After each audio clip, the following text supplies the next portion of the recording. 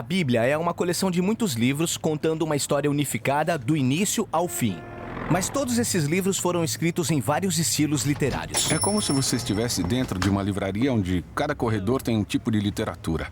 Há livros de história, de poesia ou não ficção. E quando você está num corredor e escolhe um livro, terá algumas expectativas e estará procurando coisas diferentes. Certo, todas essas obras são de literatura, mas comunicam algo de maneiras diferentes. Sim, e a mesma coisa acontece com a Bíblia. Se não prestarmos atenção ao estilo de cada livro, não vamos entender o quão genial eles são.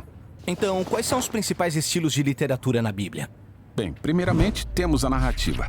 É incrível que ela forma 43% da Bíblia. Depois temos a poesia, que forma 33% da Bíblia. Depois vem aquilo que poderíamos chamar de discurso em prosa, que forma os restantes 24%. Quase a metade da Bíblia é narrativa. Sim, e não é por acaso. As histórias são a forma mais universal de comunicação humana. De fato, o nosso cérebro foi feito para receber informações através de histórias. E histórias são muito interessantes. Mas por que será? Bom, as histórias nos ensinam que é possível entender eventos aparentemente aleatórios da nossa vida, pegando esses eventos e organizando-os em sequência. E quando estão juntos, você consegue ver o significado e o propósito de tudo. E o que é que conecta tudo isso? Isso, as boas histórias sempre têm um personagem que quer alguma coisa. E por meio desses personagens, o autor pode explorar grandes perguntas da vida, como quem somos nós? Ou o que é realmente importante na vida? E uma boa história sempre tem algum tipo de conflito. Conflitos e desafios como na nossa vida. E isso nos força a pensar em nossos próprios desafios e questões, como por que há tanto sofrimento e decepção no mundo e o que podemos fazer sobre isso? E as histórias geralmente terminam com algum tipo de solução, dando esperança às nossas próprias histórias. Mas essas são histórias bíblicas. Isso quer dizer que os personagens estão me mostrando como eu devo viver? Não, o objetivo não é esse. A maioria dos personagens bíblicos tem grandes falhas de caráter. Não devemos ser como eles, mas devemos nos identificar com eles, o que nos ajuda a ver a nossa vida e os nossos defeitos com uma nova perspectiva.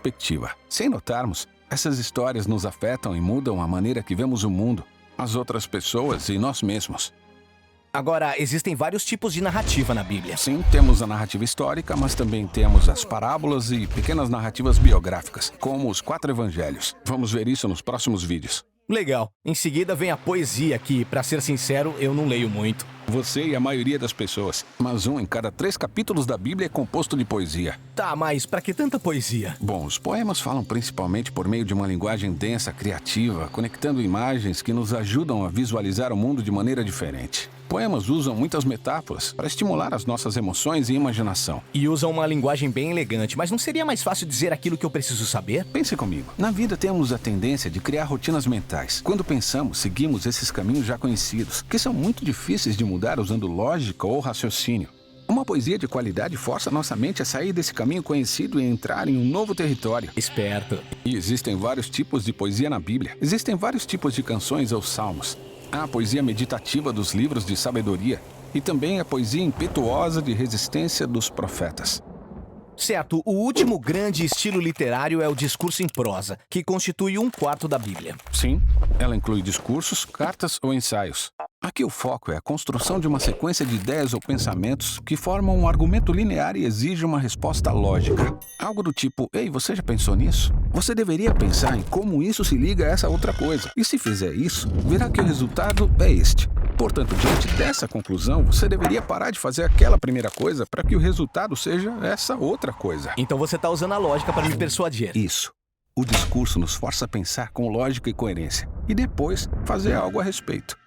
O discurso bíblico é encontrado nas leis, na literatura de sabedoria e nas cartas escritas pelos apóstolos. Beleza, então cada livro da Bíblia tem um estilo literário? Não, na verdade, a maioria dos livros tem um estilo literário principal, como a narrativa, por exemplo. Mas no meio da narrativa também encontramos poemas, parábolas ou até mesmo as leis. Cada livro bíblico é uma combinação única de estilos literários. E para ler bem esse livro, eu preciso me familiarizar com cada estilo e saber como ele funciona. E assim você sabe aquilo que deve prestar atenção e quais perguntas fazer. Mas antes de examinarmos cada tipo, há mais um elemento unificador da literatura bíblica que é muito importante e interessante. E é isso que vamos explorar a seguir.